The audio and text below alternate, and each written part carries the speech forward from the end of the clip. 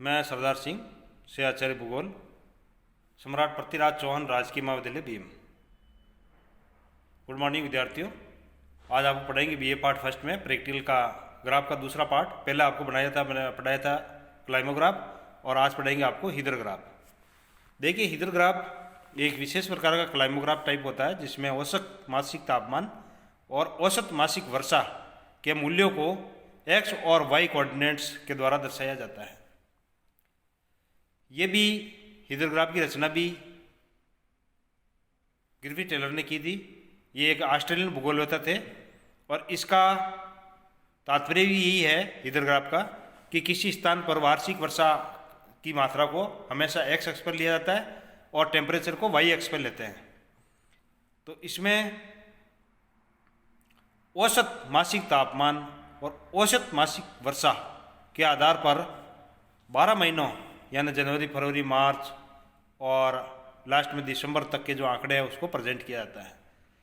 इसका बनाने का पर्पज़ एक ही है कि किसी स्थान पर जो जलवायु के आंकड़े हैं जिसमें वर्षा की मात्रा और तापमान का किस प्रकार का रेशियो देखने को मिलता है, अनुपात देखने को मिलता है, उसको समझाने के लिए हिदरग्राफ की रचना की जाती है। देखिए विद्यार्थियों, हिदरग्राफ और क्लाइमोग्राफ में दोनों में अंतर है। क्लाइमोग्राफ में एक्स अक्ष पर सापेक्षिक आर्द्रता प्रतिशत में पढ़ी जाती है और वाई अक्ष पर टेम्परेचर पढ़ा जाता है। हिदरग्राफ में क्या डिफरेंस है?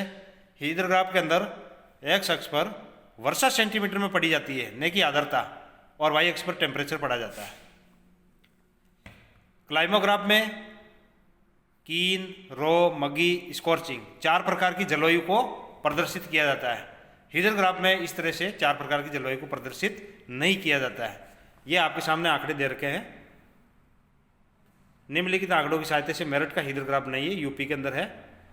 तो इधर तो हो गए महीनों के नाम, जनवरी से लगाकर दिसंबर तक, और फिर इधर औसत मासिक तापमान डिग्री सेंटीग्रेड में और औसत मासिक वर्षा सेंटीमीटर में दे रखी है। तो विद्यार्थियों, औसत मासिक वर्षा का जो सेंटीमीटर में है उसको आपको एक्स अक्ष पर लेना है और डिग्री सेंटीग्रेड टेम्परेचर है उसको वाई अक्ष पर लेना है। तो पैमाना इसके अंदर देखिए विद्यार्थियों कैसे माना हुआ है।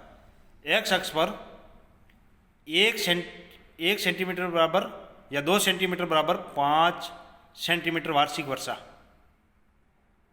2 सेंटीमीटर बराबर 5 सेंटीमीटर वार्षिक वर्षा। और इधर टेम्परेचर विद्यार्थियों 2 सेंटीमीटर बराबर 5 डिग्री सेंटीग्रेड टेम्परेचर। इस तरह का पैमाना इसमें माना गया है। जरूरी नहीं है कि वाई अक्ष पर जो पैमाना माना हो वही एक्स अक्ष के अंदर हो, दोनों के अंदर भिन्न भिन्न पैमाने हो सकते हैं, क्योंकि किसी के आंकड़े या तो वर्षा के आंकड़े बड़े हो सकते हैं या तापमान के आंकड़े बड़े हो सकते हैं। तो तापमान दोनों में डिफरेंस हो सकता है और एक जैसा भी हो सकता है। तो एक्स अक्ष पर सबसे पहले देखिए 3 वार्षिक वर्षा 3 ली, तो 5 से पहले 3 है यानी जनवरी का महीने ले रहे हैं, और इधर तापमान हम पर लेंगे 14। तो देखिए 15 के बाद कम 14 है, तो इधर 3 वाली लाइन को ऊपर खींचिए और इधर 14 वाली लाइन को इससे मिलाइए। जहाँ दोनों का कोऑर्डिनेट्स हो जाता है वो जनवरी, फिर फरवरी, फिर मार्च, अप्रैल और इस तरह से दिसंबर तक के आंकड़े आप लोगों को लेने हैं और इस तरह का ग्राफ आपको बनाना है। लास्ट के अंदर लास्ट में आप लोगों को जनवरी, दिसंबर और जो जनवरी है उसको मिला देना है, उसको खाली नहीं छोड़ना है इस ग्राफ के अंदर। तो आपके सामने इस तरह से हिदरग्राफ मेरठ की रचना हुई। तो इसका जो मेन उद्देश्य है, किसी स्थान पर तापमान और वर्षा के जो आंकड़े हैं उसमें किस प्रकार का कॉम्बिनेशन है, किस प्रकार का संयोजन है, किस प्रकार की दशाएं वहाँ पर तापमान और वर्षा की पाई जाती है, उसको दर्शाने के लिए ही हिदरग्राफ बनाए जाते हैं। क्लाइमोग्राफ में विभिन्न जलवायु दशाओं को दर्शाया जाता है, जैसे इसमें कीन है, रो, मगी, स्कॉर्चिंग सारे आ गए। तो इस तरह से विद्यार्थियों 2 तरह के जो ग्राफ है आपके बनते हैं। हिदरग्राफ किसी स्थान विशेष के लिए नहीं, सभी जगहों के लिए बनाया जा सकता है। यानी पूरे इंडिया का हो सकता है हिदरग्राफ, राजस्थान का हो सकता है, या किसी स्थान विशेष की जो जलवायु दशा है उसको प्रकट करने के लिए भी हो सकता है। तो इस तरह से हिदरग्राफ में फिर आपको जनवरी से फरवरी को मिलाना है, फरवरी से मार्च, अप्रैल, मई, जून सबके लिए लाइन खींच करके आपको डॉट डॉट लगा करके सब मंथ्स को आपको आपस में मिलाना है।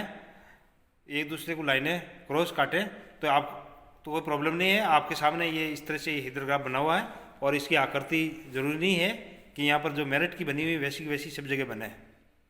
थैंक यू, धन्यवाद।